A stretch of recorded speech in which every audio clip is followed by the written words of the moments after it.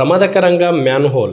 కుత్బుల్లాపూర్ నియోజకవర్గంలో గండిమైసమ్మ 10వ వార్డులోని కృష్ణానగర్ కాలనీకి వెళ్లే ప్రధాన రహదారి వద్ద ఉన్న మ్యాన్హోల్ గత 5 రోజులుగా తెరిచి ఉంది. ఈ మ్యాన్హోల్ తెరిచి ఉండడం వల్ల స్థానికులకు, పాదచారులకు ఎంతో ఇబ్బందిగా ఉందని లోకల్ మున్సిపల్ అధికారులకు తెలియపరిచినప్పటికీ ఇప్పటికి ఎటువంటి కార్యాచరణ లేదని కాలనీ వాసులు వాపోతున్నారు.